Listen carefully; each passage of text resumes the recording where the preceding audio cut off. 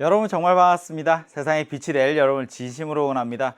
2020학년도 3월 고3 전국연합학력평가 수학 나영 2부 해설 강의 정중영입니다. 이제 우리 2부 문제들을 풀어나갈 텐데요. 이게 현역인 수험생들과 그리고 졸업한 흔히 말하는 N수생들과의 차이라는 게 사실 실력에서 엄청난 차이가 난다기보다 이 시험을 치러본 경험에서 그 경험치가 차이가 납니다.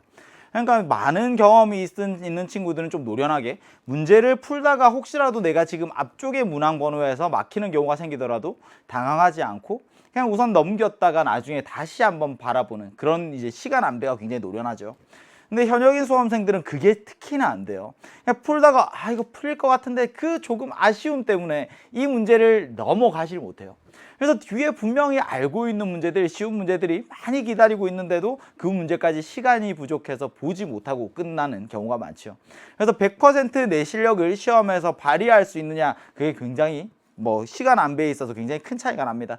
그러니까 3월 학력평가에서 그런 부분에 아쉬움이 있었다면 다음 4월 학력평가 때에는 혹시라도 모르는 문제가 나왔어. 그냥 분명히 풀릴 것 같은데 조금 안 풀려. 열심히 계산했는데 보기에 없네? 그럼 당하지 말고 그냥 우선 넘어가세요. 나중에 다시 보면 안 보이던 길들이 보이는 경우들이 생길 겁니다. 이제 우리 15번부터 함께 살펴볼 텐데요. 15번도 그런 문제가 아니었을까 싶어요. 이 15번과 17번이 수열 문제죠. 근데 수열 문제 어렵지 않습니다. 그냥 느끼면서 조금 나열하면서 생각하기만 한다면 분명히 풀어낼 수 있는 문제예요. 근데 한번 당황하면 뭔가 계속 꼬이기 시작하거든요. 내가 알고 있는 형태랑 뭔가 다르게 느껴질 겁니다. 그래서 이게 신유형이야 라고 착각하지 마시고 수열을 바라보는 관점 굉장히 간단합니다. 등차 수열이니 등비 수열이니? 등차 등비가 아니야. 그러면 제 몇 항까지를 구하는 거니? 저 뒤에 있는 항까지 구해야 돼. 그러면 나열하고 관찰해서 규칙을 찾자. 이게 전부죠. 등차 등비인지 먼저 의심해보고 그게 아니라면 내가 알고 있는 개념으로 얘를 어떻게 해결할 수 있을 건가. 그것도 안 되면 그냥 나열해 보시면 돼요. 위에 있는 관계식이 시그마가 있어요. 시그마라는 건 수열의 합을 나타내는 거거든요. 표현하기에는 굉장히 친절합니다. 표현하기에는 굉장히 효율적이죠. 근데 이해하기에는 친절하지 않아요. 이해하기에는 굉장히 불편합니다. 그래서 쭉 늘어져 보는 거죠. n 플러스 1번째 항은 k에 1 넣었어요. 1 곱하기 a1. k에 2가 들어갑니다. 2 곱하기 a2. k에 3이 들어갑니다. 3 곱하기 a3. k에 4가 들어갑니다. 4 곱하기 a4. 쭉쭉쭉쭉 어디까지? n 곱하기 an까지 이렇게 가는 거죠. 앞에 있는 항들의 첫 번째 항에는 1을 곱하고 두 번째 항에는 2를 곱하고 세 번째 항에는 3을 곱하고 이러면서 쭉쭉쭉 더해가는 거야. 내가 이 수열을 잘 모르겠어. 제 50번째 항, 제 51번째 항 몰라. 그래도 나열하다 보면 분명히 규칙은 있을 겁니다. 한번 나열해 볼까요? 제1항, 제2항, 제3항, 제4항, 제5항 한 이 정도 하면 느껴지지 않을까? 제1항이 2입니다. 제2항은 뭐니? n에 1 넣었어요. n에 1 넣었어요. 제2항은 그냥 a1이랑 같대. 얘도 그냥 2야. 얘도 그냥 2야? 그럼 제3항은 a1 더하기 2배의 a2 얘를 하는 거네요. a1 더하기 2에다가 얘를 2배 더한 그럼 여기에 4만큼 커지는 거네. 결국에 6이 되죠. 여기까지 돼요. 제4항은 a1 더하기 2배의 a2 더하기 3배의 a3입니다. 근데 앞에 있는 얘가 뭐예요? 얘가 a3예요. 그럼 결국엔 4배의 a3랑 똑같은 거네. 여기에다가 그냥 곱하기 4 하는 거나 혹은 여기에다 3배 한 걸 더하는 거랑 똑같은 거네. 4배 하면 된다. 얘 24구나. 제1항 더하기 제2항의 2배, 2배의 a2 더하기 3배의 a3 더하기 4배의 a4인데 얘가 a4니까 5배의 a4랑 똑같은 거네요. 앞에 있는 애에 5배를 하면 되겠네요. 알고 보니까 얘도 그냥 4를 더하는 게 아니라 곱하기 3으로 생각할 수 있지 않을까? 그럼 얘가 120이 되죠. 똑같이 하면 뒤에 6을 곱하는 거겠네. a에는 n 팩토리얼이 아닐까 생각할 수 있다는 거죠. 물론 이 5번째 항까지 한다고 해서 앞으로도 그렇게 된다는 보장은 없습니다. 근데 이걸 내가 수학적으로 엄밀하게 증명하지 못하더라도 그냥 나열하면서 관찰하면 그냥 이런 규칙들을 발견할 수도 있다는 거죠. 그럼 제6항은 얼마일까? 6팩토리얼이니까 720. 선생님 제 51항은요? 51팩토리얼. 51팩토리얼. 제곱 50항은요 50 팩토리얼. 1부터 50까지의 곱, 1부터 51까지의 곱 쭉쭉 약분하면 얘 그냥 51이네요. 제2항이 2고 51이고 2 더하기 51 정답이 53입니다 라고 추측할 수 있다. 근데 조금 불안해요. 그래서 다시 한번 생각해 봅시다. 선생님 제2항까지는 알겠어요. 제3항 제4항 뭐 나열하면서 관찰하면 분명히 규칙은 나오겠지만 위에 있는 애를 오로지 수학적으로 한번 바라보고 싶어요. 쭉 나열하니까 수열의 합이더래. 이런 생각이 있어요. 제-n항, 일반항이 있어. SN, 제1항부터 제-n항까지 합이 있어요. 아, AN에서 SN을 구하는 것? 얘 말고, 이게 궁금해. SN에서 AN 구하는 것? 이거 가능하니? 가능하죠. SN이 문제에서 주어졌습니다. AN 구할 수 있니? 오케이. 제일 먼저 할 것. N에 1 넣었습니다. S1은 A1과 같아. 제1항은 그냥 N자리에 1 넣어서 대입하는 거야. 근데 N이 2보다 크거나 같을 때에는 SN에서 SN-1을 빼는 거죠. 제1항부터 N항까지 합인데 제1항부터 N-1항까지를 뺐어요. 누가 남니? AN이 남습니다. 아, AN과 SN 사이의 관계. 분명히 이런 내용들 난 배웠다는 거지. 수열을 더하래요. 제1항부터 제-n항까지 합은 아닙니다. 그래도 응용된 거네. AN 플러스 1은 적어보자. A1 더하기 2배의 A2 더하기 쭉쭉쭉 N 곱하기 AN까지. 나열해야 느껴져요. 시그마는 표현하기엔 효율적이지만 나열해야 느껴집니다. 하나 더 큰 거. AN 플러스 2는 그러면 A1 더하기 2배의 A2 더하기 쭉쭉쭉 똑같죠? N배의 AN까지 똑같습니다. 근데 뒤에 얘가 생겨요. AN 플러스 1 곱하기 AN 플러스 1. 오케이. 똑같은 모양이 만들어졌으니까 아래에서 위에 걸 빼자. 그럼 좌변 AN 플러스 2 마이너스 AN 플러스 1입니다. 우변 쭉쭉 없어지고 와우 얘가 남네요. 깔끔합니다.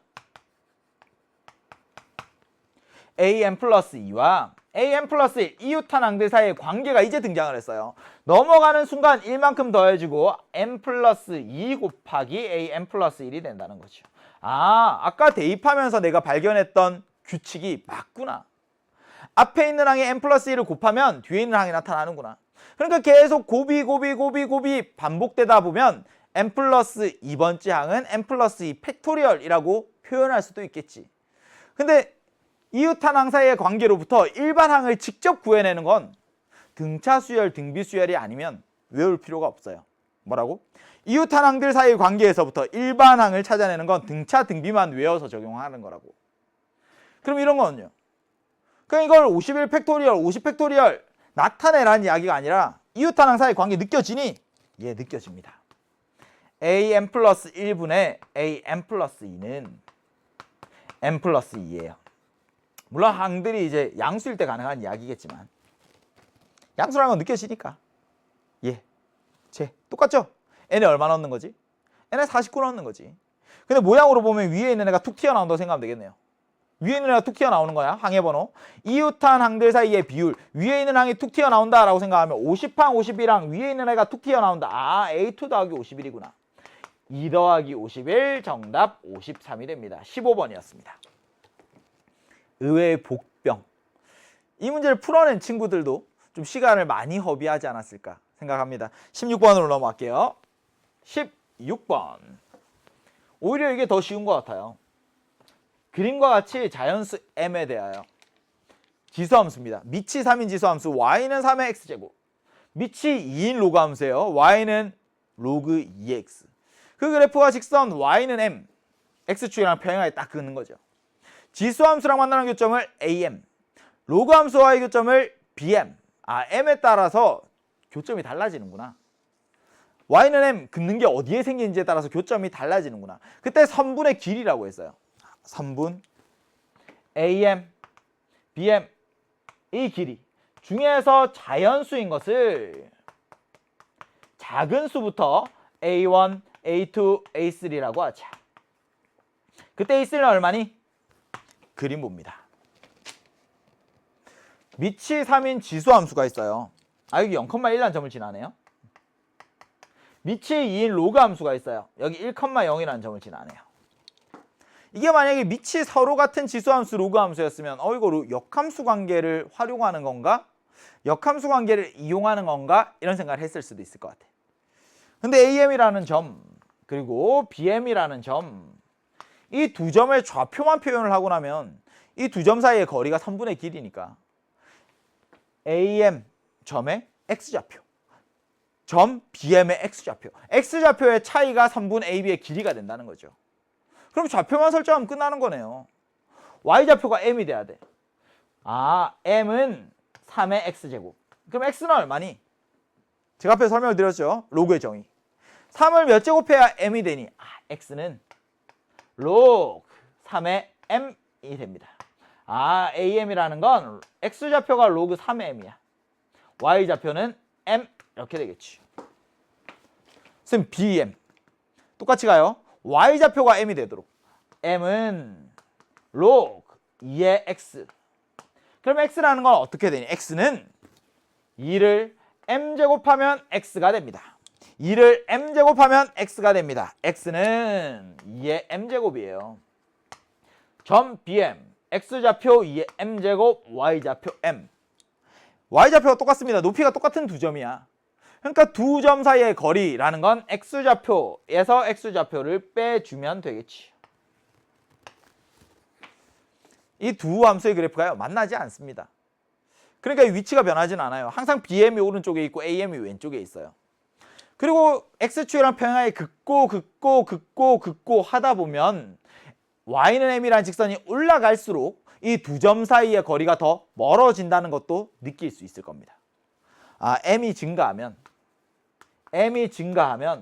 그때 3분 AM, BM 이 길이도 증가하는구나. 3분 AM, BM 이 길이라는 건 X좌표에서 X좌표를 빼면 된다며 2의 M제곱 빼기 로그 3의 M인데, 와, 지수랑 로그가 같이 있으니까 복잡해 보이네요. 덜 복잡한 거 아니에요? 얘가 자연수가 돼야 돼. 자연수가 돼야 돼. 근데 M은 지금 자연수라는 조건이 있잖아요, 문제에서. 그치? 자연수 M. M은 자연수야. 그러면 당연히 2의 M제곱이라는 거, 얘는 자연수 되는 건 자연스럽죠. 2의 자연수 제곱이니까. 그럼 뒤에 있는 얘가 자연수가 아니라면 자연수에서 자연수가 아닌 걸 뺐어. 뭐 자연수에서 무리수를 뺐어. 그럼 자연수가 될 리가 없죠. 그럼 뒤에 있는 얘도 자연수가 돼야 된다는 이야기네. M이 자연수고, 그리고 로그 3의 M도 자연수가 돼야 돼요. 그래서 내가 발견한 건 이거야. M이라는 게 3의 거듭제곱 꼴이 되어야만 하는군요. M이 2, 4, 5, 6 이런 경우에는 로그 3의 2, 로그 3의 4, 로그 3의 5 이런 건 자연수가 될 수가 없어요. M이 3이거나 3의 제곱이거나 3의 세제곱이거나 3의 거듭제곱꼴로 나타나야 되는 거죠. 여기까지 맞죠? 선생님, 그럼 M이 3의 0제곱일 때 될 수 있겠네. 누구? M이 1일 때, 또 M이 얼마일 때? 3일 때, 또 M이 얼마일 때? 9일 때 가능하겠네요. 오케이, 이렇게 가는 거야. 선생님, M이 3의 마이너스 1제곱이면 그건 3분의 1이니까 그건 자연수 조건을 만족 못하죠.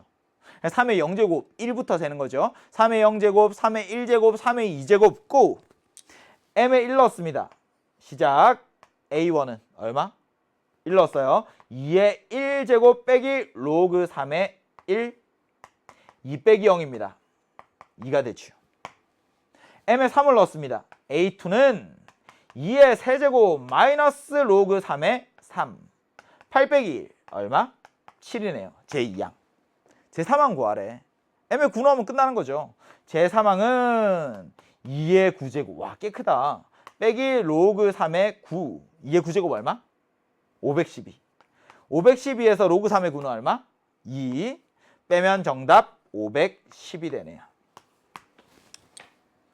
문제에서 처음부터 지수함수의 그래프, 로그함수의 그래프가 그려져 있습니다.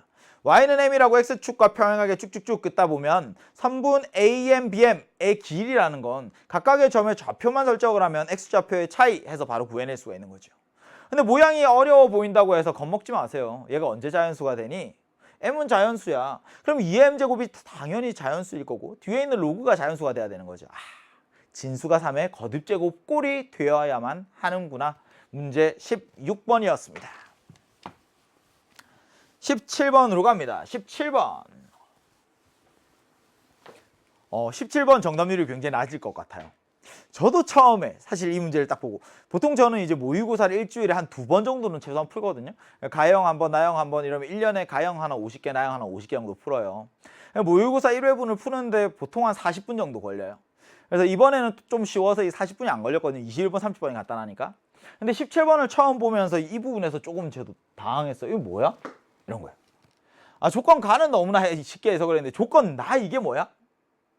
등차 수열 AN의 제1항부터 제1항까지 합을 SN이라고 하자. 그럼 얘는 제1항부터 제-K항까지 합이네. 제1항 더하기 제2항 더하기 쭉쭉쭉 제-K항까지 합. 얘가 K제곱이구나. 근데 제3항이 42래요. 근데 분명히 친구들 중에 이렇게 생각한 친구 있었을 거야. SN이 주어지면 AN을 구할 수 있지. n에 1을 넣으면 S1과 A1이 같아지잖아. 1 넣었더니 얘는 1이구나. n이 2보다 크거나 같을 때에는 SN에서 Sn-1을 빼면 되니까 얘는 n제곱에서 뺄 거야. n-1의 제곱을. 그럼 얘가 AN이 될 거거든. 이렇게 해서 나는 AN을 구했어. 와, 잘했다. 한 친구도 분명히 있었을 겁니다. 이 문제를 아예 잘못 해석을 한 거예요. 이건 모든 자연수 n에 대하여 성립할 때 가능한 이야기고요. 이걸 만족하는 K값을 구하는 게 문제야. 무슨 말이냐면 이런 거죠. 선생님 여기에 만약에 13이라는 수가 있어요. 제1항. 제2항이 9입니다. 제3항이 5예요. 제4항이 1이고 제5항이 -3입니다. 등차 수열이죠. 첫 번째 항이 13이고 공차가 얼마인? -4인 등차 수열입니다. AN 구하면 AN은 -4n 플러스 17 이렇게 돼요. 선생님 SN 구할 수 있어요? SN도 구할 수 있죠. SN은 제1항부터 제-n항까지 합. 그럼 A1과 AN을 더하고 여기에 곱하기 2분의 n 계산을 하면요. 이 -2 곱하기 n의 제곱 그래서 플러스 15n 이렇게 애들 SN을 구해낼 수 있어요. 근데 이걸 만약에 내가 제5항까지만 딱 끊었어. 제5항까지만 끊었어. 그러면 A1 더하기 A2 더하기 A3 더하기 A4 더하기 A5 해보니까 5랑 11랑 11랑 얘 25네. 대박. 얘 S5가 5의 제곱이랑 같잖아. 이렇게 된 거예요. 그럼 S6이 6의 제곱이랑 같을까? 아니.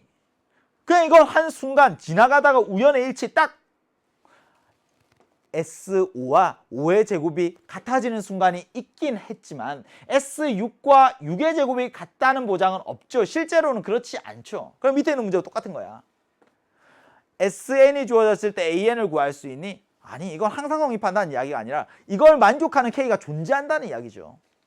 그런 K 값을 구하는 게 문제야. 그러니까 문제를 아예 잘못 해석을 한 거죠. 접근 자체를 잘못한 겁니다.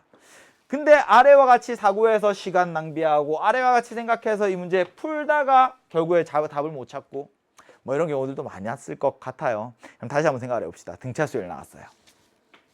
등차 수열이라는 건 뭡니까? 숫자들을 나열하는 거죠.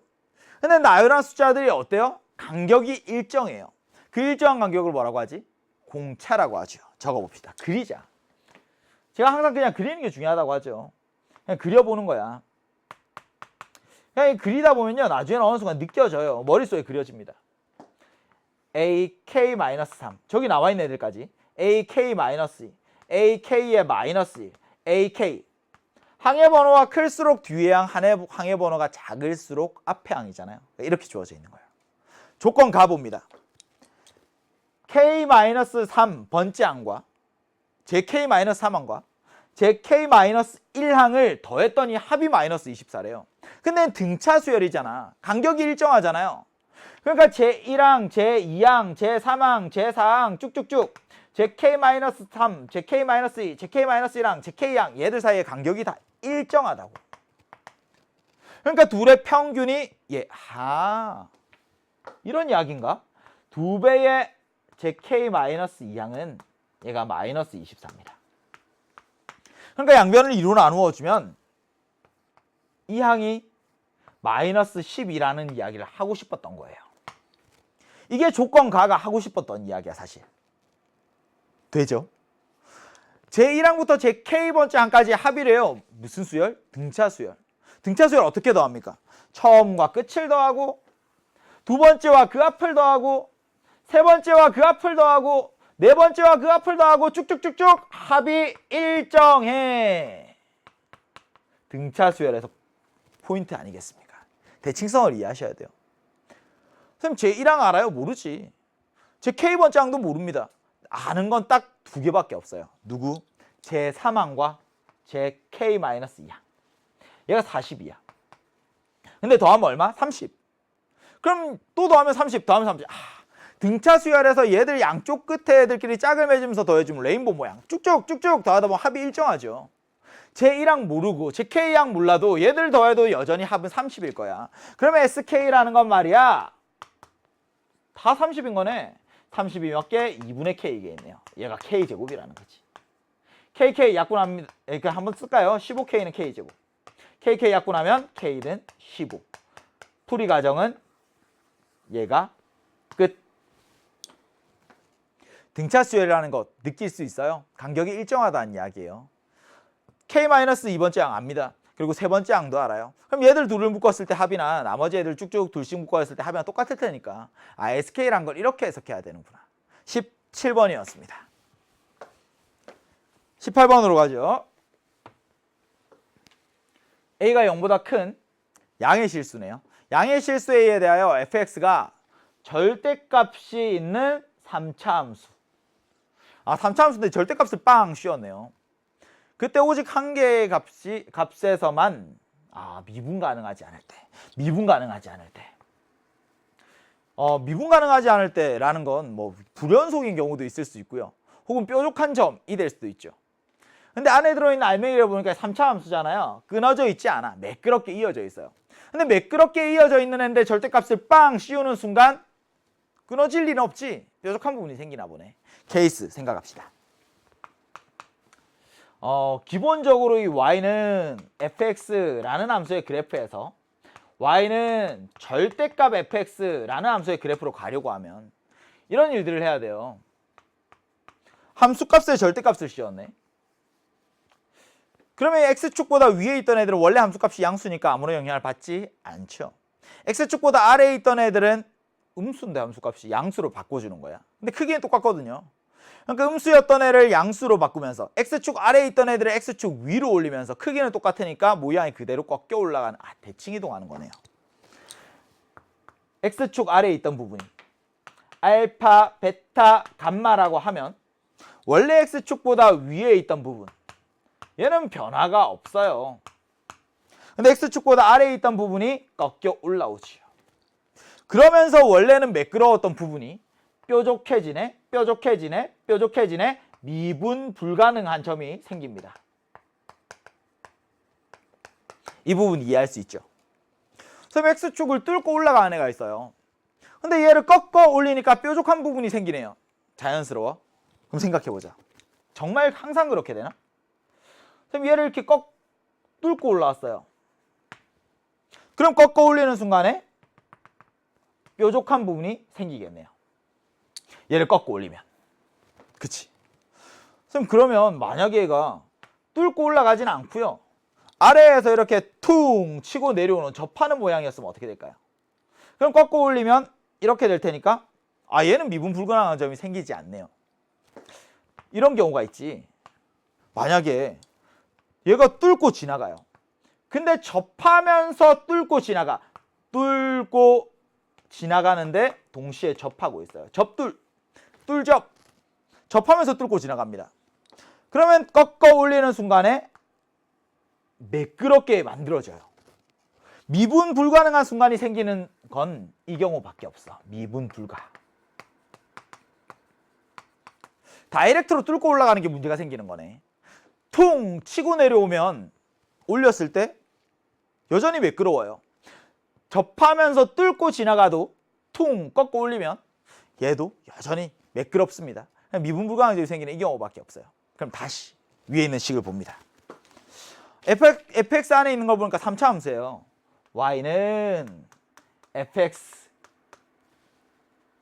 얘는 절대값 안에 x 플러스 3, x 마이너스 3, 그리고 x 플러스 a라는 애가 있습니다. 됐죠? 안에 있는 이 알맹이들을 빼와서 절대값 없는 애들, 얘를 gx라고 한번 해보자. gx는 x 더하기 3, x 빼기 3, 그리고 x 더하기 a가 되는 거죠.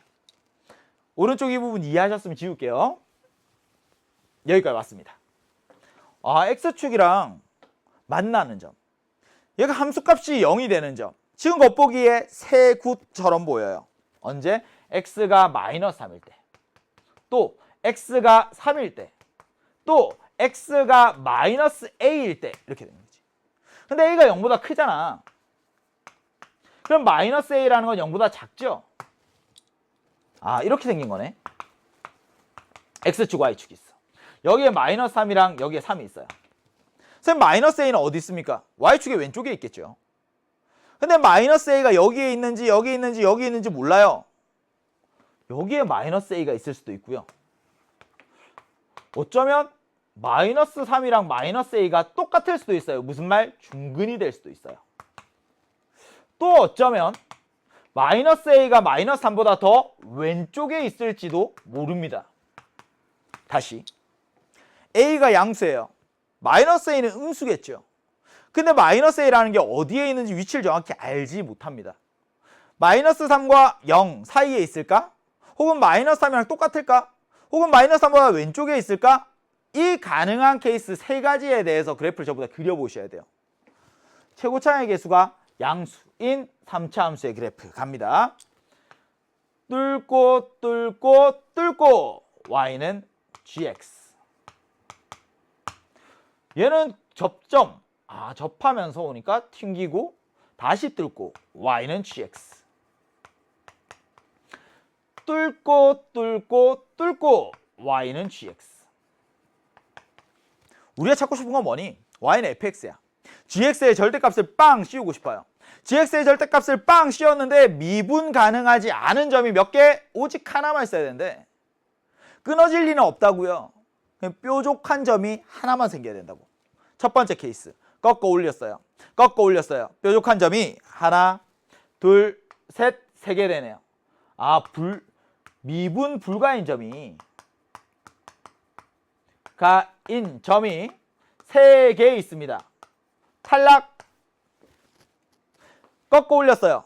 매끈하게 이어지고 이렇게 미분 불가능한 점은 하나밖에 없네요. 미분 불가능한 점 한 개. 조건만 좋게 예스. 꺾어 올립니다. 미분 불가. 꺾어 올립니다. 미분 불가. 꺾어 올립니다. 미분 불가. 탈락. 이 모양이 될 수밖에 없는 거구나. 마이너스 a가 마이너스 3이랑 똑같은 거구나. 그러니까 a가 3이네요. a가 3이네요. fx라는 건 절대값 안에 누가 있어요? x제곱 마이너스 9가 있고 여기에 x 마이너스 플러스 3이죠. 플러스 3이 있는 이런 형태가 되는 거지. 됐어요? 그러니까 극대값을 구하래요. 절대값을 씌웠으니까 이렇게 빨간색 모양이 되니까 극대값이 생기겠지. 근데 극대값이라는 건 말이야, gx에서 극소값의 부호만 바꾼 거 아닌가? gx에서 극소값의 부호만 바꾼 거 아닌가? gx의 극소값에서 여기에 마이너스 1만 곱해주면 fx의 극대값이 되는 거구나. 부호만 바꿔주면. 그럼 gx에서 극소값을 구할 수 있니? 이런 거죠. 얘 미분해서 극소값 구할 수 있니? 갑니다. 전개 gx는 x의 세제곱 마이너스 9x의 제곱 플러스 3x 제곱이네요. 플러스 3x의 제곱 마이너스 9x 마이너스 27.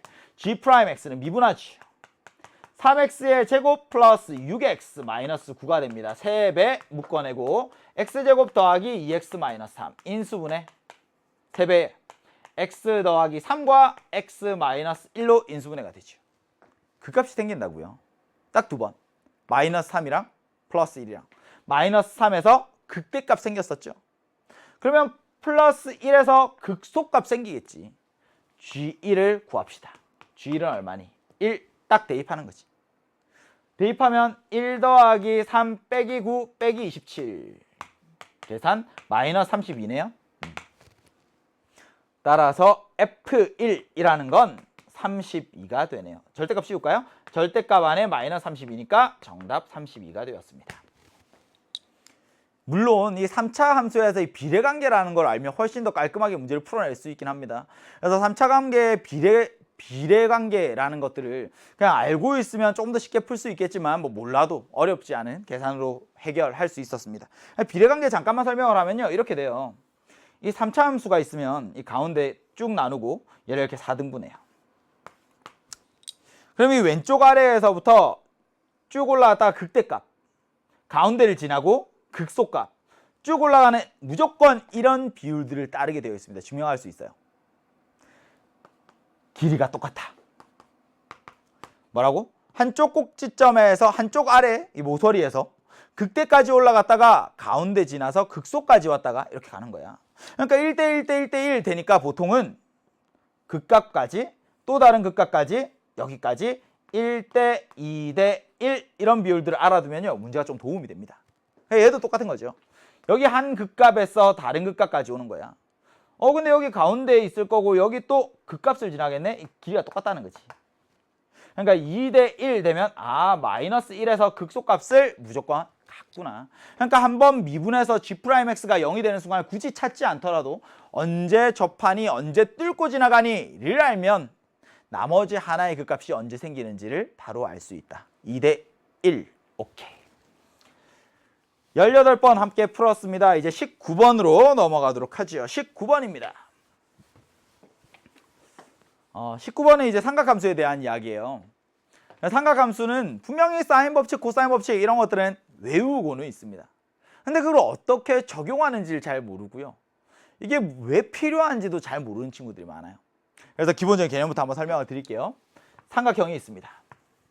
꼭지점 A, B, C 그리고 각각의 점을 마주보고 있는 대변의 길이 스몰 a, 스몰 b, 스몰 c입니다.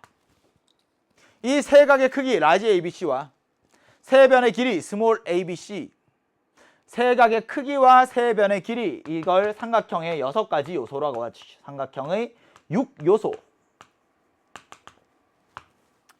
이 중에서 문제는 일부만 알고 있어요. 일부만 조건이 주어집니다. 그럼 알지 못하는 변의 길이, 알지 못하는 각의 크기를 어떻게 구합니까? 그걸 구해야 돼. 삼각형을 푼다라고 해요. 방정식을 푼다, x값 구하는 거죠. 삼각형을 푼다, 알지 못하는 변의 길이, 알지 못하는 각의 크기를 찾아달라는 거야. 삼각형을 푸는 방법은 굉장히 다양합니다. 피타고라스의 정리도 있고요. 중선 정리도 있고요. 여러 가지 개념들이 있지만 지금 삼각함수에서는 사인 법칙과 코사인 법칙을 배웁니다. 사인 법칙과 코사인 법칙. 사인 법칙이라는 건 뭐니? 사인 A분의 A, 사인 B분의 B, 사인 C분의 C는 2R이에요. 이런 공식 말고 사인 법칙은 뭐니? 이미 사인 법칙이라는 건 말이야. 어떤 각의 사인 값과 그리고 대변 사이에 얘들 사이의 비율이 일정하다는 거죠. 어떤 각과 그걸 마주보고 있는 변 사이에 얘들 사이의 비율, 얘들 사이의 관계가 있다는 이야기야. 그럼 문제에서는 어떻게 적용이 됩니까? 항상 두 쌍 중에 어느 하나가 모르는 형태로 주어집니다. 혹은 외접원과 그리고 어느 한 변의 길이 혹은 어느 한 각의 사인 값이 주어집니다. 뭐라고요? 두 쌍의 변과 각 중에서 모르는 것이 있어요. 괜찮아. 사인 법칙으로 구할 수 있어. 혹은 외접원이 등장했습니다. 사인 법칙 쓰는 거구나. 얘들 비율이 지름의 길이 2R로 똑같으니까. 일정하니까. 선생님, 그럼 코사인 법칙은 뭔데요? 코사인 법칙은 두 변과 끼인 각을 알아요. 그럼 나머지 한 변의 길이를 알 수 있습니다. 혹은 응용 세 변의 길이를 압니다. 그럼 나머지 각의 코사인 값을 구할 수 있어요. 이런 이야기들이죠. 이걸 문제에 어떻게 적용할 건가? 얘들이 왜 필요한 건가는 이제 압니다. 그럼 문제에 어떻게 적용할 건가? 문제를 바라보는 힘. 길이가 각각 10AB인 세 선분 ABBCCA를 각변으로 하는 예각삼각형이 있습니다. 예각 체크. 각 자체가 예각이에요. 0부터 2분의 파이 사이. 삼각형에서 세 꼭지점을 지나는 원의 반지름 길이가 나왔죠. 무슨 말? 외접원 등장했습니다. 사인 써먹어야죠. 사인 써먹어야지. 외접원의 반지름의 길이가 3루트 5입니다. 그때 AB분의 A제곱 플러스 B제곱 마이너스 AB 곱하기 코사인 C. 얘가 3분의 4래요. 그러면 내가 찾아야 되는 건 뭘까요? 그림 봅시다. 외접원이 등장 안 했어요. 외접원의 반지름의 길이 압니다. 외접원의 지름의 길이도 아는 거네요. 근데 주어져 있는 거 선분 AB의 길이 주어져 있는 거 보이죠? 아, 선분 AB의 길이가 주어져 있으니까 얘랑 마주보고 있는 세트 얘들 생각을 해야 된다고요. 마주보고 있는 애 사이에 비율이 있다. 사인 C분의 선분 AB의 길이 10은 얘가 외접원의 지름의 길이와 같습니다. 3루트 5. 2배에서 6루트 5죠. 6루트 5. 사인 C가 알고 싶어요. 넘겨. 사인 C는 6루트 5분의 10입니다. 루트 5랑 루트 5 약분할까요? 그럼 모양이 이렇게 되겠네. 루트 5랑 루트 5랑 약분하면 분모에는 6만 남고 분자에는 2루트 5가 남습니다. 한 번 더 약분 2로 3분의 루트 5입니다. 선생님 사인 C를 알면 코사인 C도 아는 거 아닙니까? 코사인 C도 알죠? 제곱해서 합이 1이니까. 제곱하면 9분의 5. 제곱해서 9분의 4 되게. 플러스 마이너스 3분의 2. 이렇게. 근데 한 가지 빠뜨린 게 있는 것 같아. 뭐예요? 각 C가 0보다는 크고 2분의 파이보다는 작습니다. 무슨 말? 예각이에요. 그러니까 제1사분면에 있는 각이니까 플러스 이렇게 만들어주면 되죠. 외접원의 반지름의 길이 써먹었습니다. 그럼 아래에 있는 거 얘 어떻게 써먹을까? 코사인 C를 아는데 와우. AB 오케이. 찢자. AB분의 A제곱 더하기 B제곱은 얘랑 또 약분하고 나면 AB 약분하면 마이너스 여기 코사인 C 남네요. 얘가 3분의 4예요. 근데 코사인 C가 3분의 2야. 넘어가죠. AB분의 A제곱 더하기 B제곱이 얼마? 2구나.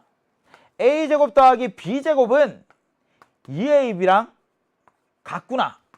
얘를 찾은 거지. 얘를 찾은 거죠. 굳이 이렇게까지 만들지 않더라도요. 여기에서 A제곱이랑 B제곱, 제곱의 합이잖아. 와우. 날개의 합, 날개 제곱의 합, 코사인 법칙 떠올릴 수 있으면 바로 나중에 대입해서 풀셔도 됩니다. 이제는 뭘 압니까? 사인 C도 알고 코사인 C도 알아요. 근데 마주보고 있는 변의 길이 안 해. 두 변과 끼인 각을 할 때 마주변에 있는 변의 길이를 구할 수도 있지만 거꾸로 하면 A와 B에 대한 관계식으로 코사인 법칙 표현할 수도 있겠네요. 갑시다. A제곱 더하기 B제곱 마이너스 2배의 AB 코사인 C는 10의 제곱입니다. 이렇게.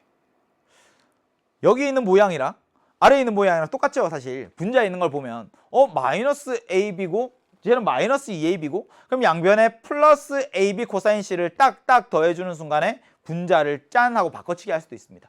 근데 아래에서 우리 구한 거 그대로 대입하는 게 더 편할 것 같아요. 대입했어요. 여기 2AB가 올라오는 거지. 2AB 빼기 코사인 C가 3분의 2니까 3분의 4AB. 3분의 2AB가 되는구나. 얘가 100이네요. 이거 돼요? A제곱 플러스 B제곱짜리 2AB 들어갔어요. 2AB. 근데 여기 코사인 C가 3분의 2니까 들어가면 3분의 4AB 되는 거 맞죠? 그래서 3분의 2AB 되는데 우변이 100. 와우! A 곱하기 B를 구하는 게 문제. 100 곱하기 2분의 3. 정답 150이 됩니다. 19번이었습니다. 풀이 과정이 그렇게 길진 않거든요. 근데 이거 사인 법칙을 언제 써? 코사인 법칙을 언제 써? 그 목적성이 명확하게 문제에 적용이 되어야 풀어낼 수 있는 거죠. 제곱의 합 보는 순간에 이거 코사인 법칙이랑 관계가 있는 거야. 사인이 나타났네요. 코사인을 자연스럽게 구할 수 있는 거야. 얘가 나왔으니까 땡큐. 어렵지 않죠. 20번으로 갑니다. 20번. 제가 이제 학생들한테 미적분을 가르치고 나서 이게 수학2죠. 수학2에 있는 다항함수의 미분법, 적분법 이런 것들을 가르치고 나서 이런 문제들을 하나 툭 던져주잖아요. 근데 굉장히 쉽게 풀어내는 친구들도 있고요. 굉장히 헤매는 친구들도 있어요. 근데 쉽게 풀어내는 친구들의 공통점은 평소에 그래프를 많이 그려본다는 겁니다. 그래프를 많이 그려보셔야 돼요. 그래프를 많이 그려봐야 어느 순간에 머릿속에 그려지기 시작하고 어느 순간 느껴지기 시작을 합니다. 20번 한번 볼게요. 최고차의 개수가 1인 3차 함수가 있습니다. fx. 뭔지 몰라. fx는 근데 최고차의 개수가 1이라는 것만 알아. 쭉 뭔가 있겠지. gx를 딱 보는 순간에 아 이거 정적분으로 정의된 함수네. 정적분으로 정의된 함수네. 근데 여기에서 fx가 3차 함수예요. 그럼 3차 함수를 적분해서 얘가 x에 대한 식이 나올 거 아니에요? 4차가. 4차에 3차를 더하는 거니까 얘는 결국엔 4차 함수예요. 4차 함수야. 와 어려울 것 같아. 4차 함수가 된다는 사실을 아는데 정적분으로 정의된 함수 어떻게 알 겁니까? 인테그랄 a부터 b까지 fx, dx 그냥 똑같이 바라보는 거예요. 얘는 라지 fx 부정적분이죠. 여기에 a부터 b까지 라지 fb 마이너스 라지 fa구나 이렇게 생각을 하는 거야. 근데 0이랑 x가 있잖아요. 그러니까 숫자가 아니라 식으로 나타나는 거죠. 이렇게 라지 ft에 x 넣고 0 넣는 거야. 라지 fx 빼기 라지 f0 여기에 더하기 스몰 fx 얘가 바로 gx구나. 근데 gx라는 거 말이야 이 상수잖아. 라지 f0가 뒤에 있는 스몰 fx는 3차 함수잖아. 그러니까 당연히 4차 함수이긴 할 거야. 4차 함수 어떻게 시작할까? 4분의 1 곱하기 x의 4제곱하고 시작하겠지. 얘 부정적분 중에 하나니까. 다른 건 몰라. 그냥 생각해 보는 거야 이렇게. 근데 정적분을 정의는 함수 분명히 여러분들 기억할지 모르겠지만 여기에 0을 툭 하고 넣어버리면요. 그러면 0을 넣으면 g0은 인테그랄 0부터 0까지 ft dt 그럼 얘가 0이 되고 뒤에 f0 붙는 거 이런 것들도 본 적이 있어요. 근데 또 한 가지 뭐냐면 양변 x에 대해서 툭 하고 미분해버리는 것도 있었어. 정적분으로 정의된 함수 되면 첫 번째 뭐 하자고? 아래와 똑같은 애를 대입할 수 있다고요. 또 x에 대해서 미분할 수 있다고요. 그럼 결론은 x가 t 자리에 쏙 하고 들어가지만 나 그런 거 외우지 않아. 그러면 노란색을 그냥 미분해 보시면 돼요.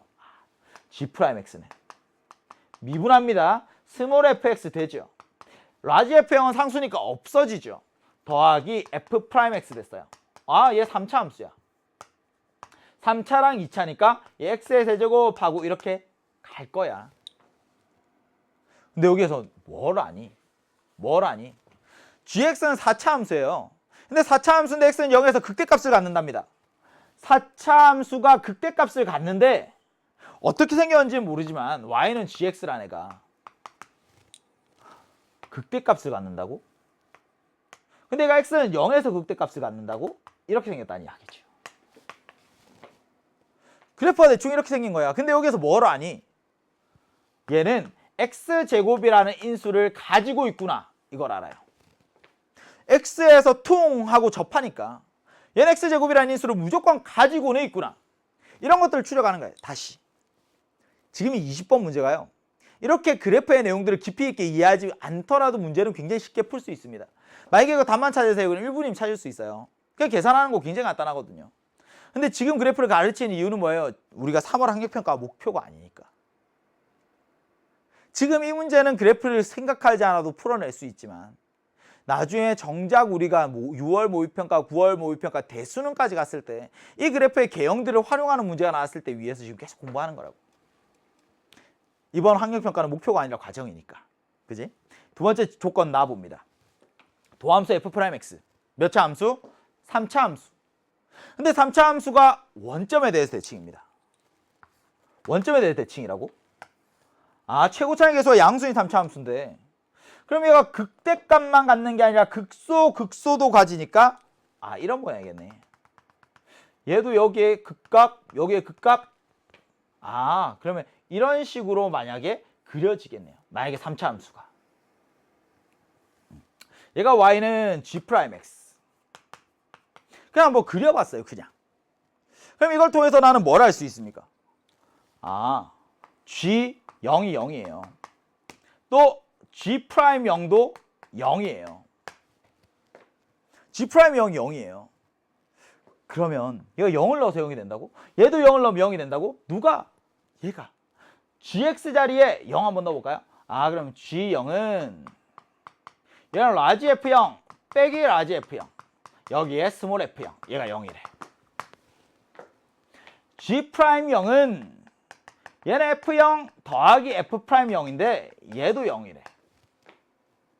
이제 다 온 거예요. 없어졌어. F0이 0이구나. 얘가 0이야. 아, F'이 0도 0이구나. fx는 몇 차 함수인데? 3차 함수인데. 그러면 x의 세제곱 더하기 ax의 제곱 더하기 bx 더하기 c잖아요. 근데 0을 넣으면 0이 된대. 상수항 0. 미분했는데 0이 된대. 1차항 0. 미분해서 0을 넣으면 0이 된대. 1차항도 0. 얘밖에 없는 거지. 그러니까 구해야 되는 게 A 하나밖에 없는 거죠. A만 구하면 끝납니다. fx라는 거 3차 함수야. 1차항이랑 상수항이 없어. 2차항만 남아있는 거예요. 됐죠? 3차항의 개수는 1인 거 알지? 2차항의 개수가 A, 얘만 구하면 되죠? 대입합니다. G'X는 얘는 fx 더하기 f'x거든요. G'X는 fx 더하기 f'x인데 fx는 x의 세제곱 더하기 ax의 제곱이에요. f'x는 3x의 제곱 더하기 2ax입니다.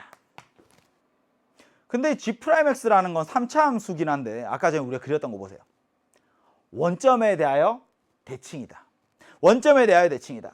원점에 대해서 대칭이니까 마이너스 x를 넣었을 때 함수값과 플러스 x를 넣었을 때 함수값이 서로 같아야 돼. 아, G' 마이너스 x랑 G'X랑 같아야 돼. 맞는 이야기죠.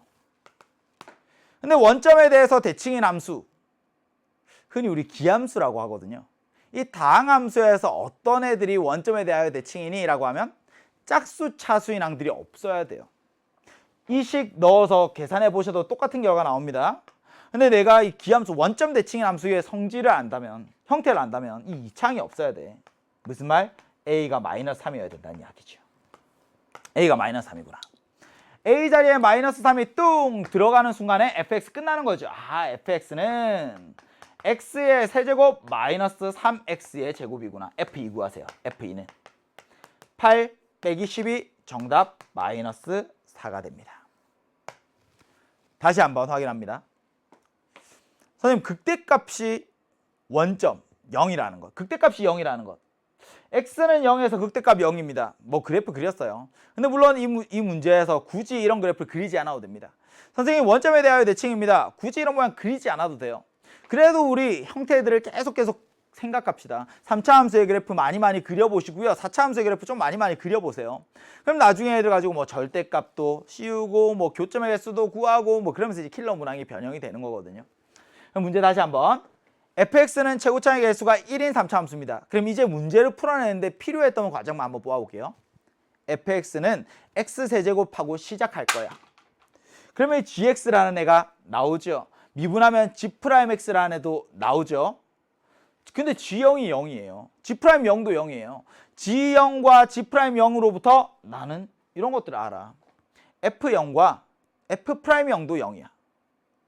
됐지? 그럼 F'X라는 건 1차항 개수 0, 상수항도 0, 2차항만 살아있구나. 그럼 이거 찾으면 되는 거예요. 그럼 G'X는 하고 적죠. 여기에서 A가 마이너스 3이라는 걸 찾지. 그럼 마지막 계산은 굉장히 간단하죠. 만약에 내가 그래프를 없이 그냥 사고하는 거야. 그럼 풀이 가지고 굉장히 간단하지 않아요? 20번이었습니다. 이제 드디어 객관식의 마지막 최고난도 문항이죠. 항상 21번으로 와요. 와, 21번은 2차 함수가 나왔네요. 2차 함수 gx.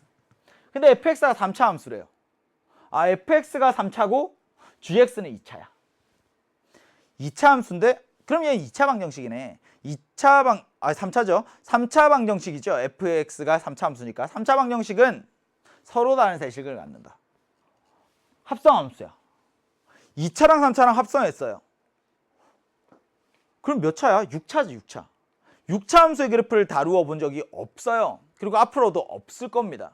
6차 함수를 다루려는 이야기가 아니야. 합성함수의 의미를 이해할 수 있니? 그래프만 해석을 하면요, 이 문제도 굉장히 간단합니다. 풀이가 5줄 넘지 않아요. 우선 개념부터 먼저 한번 설명을 드릴게요. 이런 애가 있어요. y는 fx. y는 fx. 생각! fx는 k라는 방정식의 앞에 쓸까요? 방정식 fx는 k의 실근을 구하고 싶어요. 이 방정식의 실근이라는 건 항상 함수의 그래프를 관점으로 바라보셔야 돼. y는 fx라는 함수의 그래프랑 y는 k라는 함수의 그래프가 있는데 그때 교점의 x좌표를 의미하는 거죠. 교점의 x좌표야. 다시 이야기해서 y는 k가 만약에 이렇게 쭉 그어졌어요. y는 k. 교점이 하나, 둘, 셋, 세 개 생겼네요. 첫 번째 교점의 x좌표 알파, 두 번째 교점의 x좌표 베타, 세 번째 교점의 x좌표 감마. 그럼 방정식의 실근이 알파 또는 베타 또는 감마 이렇게 나타난다는 거지. 근데 실근이 얼마인지 말고요. 여기에서 서로 다른 실근의 개수가 궁금해요. 개수. 방정식에서 서로 다른 실근이 몇 개 생기니 개수가 궁금해. 그럼 개수라는 건 당연히 함수의 그래프에서 서로 다른 교점의 개수겠죠. 교점의 개수. 3차 함수의 그래프가 있어요. 생각해보자. x축이랑 나는 평행하게 그을 거야. 그러면 과연 교점이 몇 개 생기니? 생각. 교점의 개수를 적어봅시다. 극소값보다 아래 그었어요. 교점 몇 개? 1개. 그럼 극소값에 딱 걸치게 그었어요. 교점 몇 개? 2개. 극대와 극소 사이에 그었습니다. 교점 몇 개? 3개. 근데 조금 더 올라갔어요. 한 번 더 그어볼까? 이번엔 극대값에 걸쳐 있습니다. 교점이 2개예요. 극대값보다 더 위로 올라갔습니다. 교점이 하나밖에 없어요. 선생님, 가로줄을 그었는데 교점이 4개 생길 수 있습니까? 아니, 3차 함수에서는 그럴 리가 없어. 최대 3개. 교점을 그었는데 교점이 x축이랑 평행하게 직선을 그었는데 교점이 안 생길 수도 있습니까? 아니, 그럴 리 없죠. 얘는 아래로 쭉 뻗고 위로 쭉 뻗고 끊어진 부분 없이 마이너스 무한대부터 플러스 무한대까지. 함수값이 모든 실수, 치역이 모든 실수예요. 그러니까 얘는 가로줄을 그으면 교점은 적어도 하나 반드시 생깁니다. 하나가 생길지 2개가 생길지 3개가 생길지는 여기 극값과의 관계를 이해하셔야 되는 거죠. 됐어요? 최소값, 극소값에 걸려 있어요. 극대값에 걸려 있어요. 교점 몇 개? 2개. 극대랑 극소 사이에 있어요. 교점 몇 개? 3개. 밖에 있습니다. 교점 몇 개? 하나. 이것만 이해하면요, 끝났습니다. 21번 문제 풀러 갈게요. 개념 설명 끝. gx는 2차 함수입니다. gx는 x제곱 마이너스 6x 플러스 10이야. 다시 완전 제곱. x 마이너스 3의 전체 제곱 플러스 1입니다. 아래로 볼록한 건 보이죠? 꼭지점이라는 게 x가 3일 때 y좌표가 1, 여기 3,1입니다. y는 gx라는 2차 함수의 그래프는 최소값을 가져요. 이거 됐죠? 근데 조건 가, 조건 나, 조건 다 라는 걸 보면 얘가 y는 gx죠. fx라는 애가 나타났습니다. fx는 3차 함수예요. 방정식이 서로 다른 세 실근을 갖는데 함수의 그래프가 서로 다른 세 교점을 갖는데 서로 다른 세 점에서 만납니다. 누가? y는 fx 3차 함수랑 누가? y는 0이랑 x축이. x축이 있어요. x축이 있어요. x축이랑 3번 만납니다. y는 fx라는 애가. 근데 최고차의 계수가 양수인지 음수인지를 몰라. 양수라면 이렇게 생겼지 않을까? y는 fx. 근데 만약에 이거 음수라면 이렇게 생겼을 거야. y는 fx. 누구인지 몰라요. 5월. x축이랑 3번 만난다는 사실은 아는데 최고차의 계수가 양수인지 최고차의 계수가 음수인지를 모릅니다. 근데 두 번째 조건을 봐요.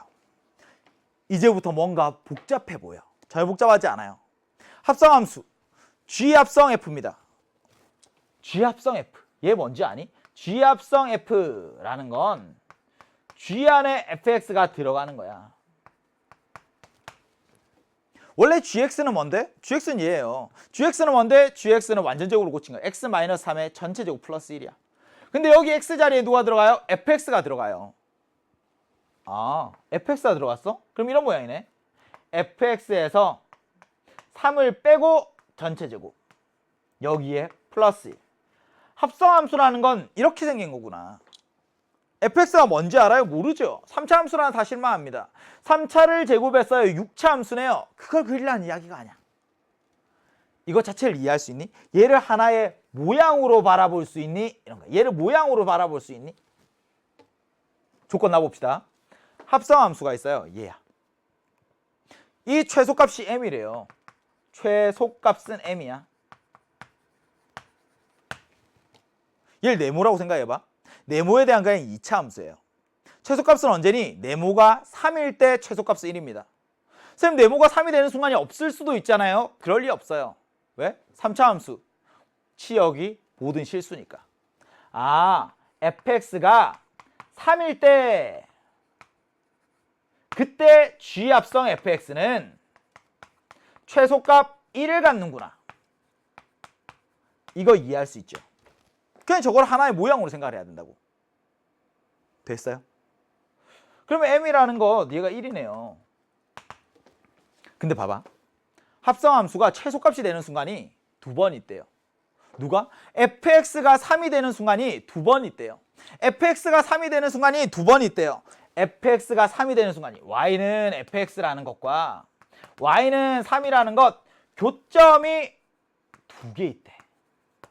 아까 그거 봐서 알죠? 교점이 두 개 있다고. 그럼 y는 3은 어디 있어요? 극대값 혹은 극소값에 걸쳐 있어야 되는 거 아니야? 아, 여기가 y는 3이구나. 첫 번째 형태에서도 두 번째 형태에서도 얘는 극대값이 3이라는 이야기를 하고 있어요. 아, fx의 극대값이 3입니다. 이렇게. 처음에 제가 3차 함수의 그래프 그리면서 x축이랑 평행한 직선을 긋습니다. 그때 교점의 개수가 하나가 생길 수도 있고 두 개가 생길 수도 있고 세 개가 생길 수도 있죠. 두 개 생기는 순간 잘 기억을 하셔야 된다고. 극값에 걸쳐 있구나. 그럼 똑같이 갑니다. 두 번째. 조건 다를 봤어요. 이번엔 봐봐. g 합성 fx 똑같죠? 여기까지 온 거야.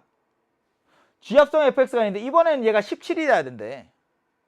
선생님, 뒤에 플러스 1이 있으니까 앞에 있는 얘가 16이 되면 되겠네요. 근데 제곱해서 16이 되는 건 두 번 있죠. 플러스 4 마이너스 4. 언제? fx가 7이 되면 되고요. 또는 fx가 마이너스 1이 되면 돼요. 근데 fx가 7이 되는 순간과 fx가 마이너스 1이 되는 순간은 딱 세 번 있답니다. 극대값이 3인데? 그럼 y는 7은 여기 위에 있겠는데? 무조건 한 번만 만나네. 왼쪽에서든 오른쪽에서든 무조건 한 번만 만나네. fx는 7이 되는 순간은 단 한 번 있습니다. 이 실근이 한 개야. 그럼 fx가 마이너스 1이 되는 순간 얘가 실근이 두 개 있어야 되는 거죠. 교점이 두 번. 찾았네요. 극소값이 마이너스 1라는 이야기야. 극소값이 마이너스 1라는 이야기죠.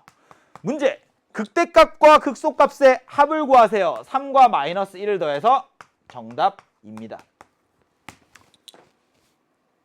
어때요?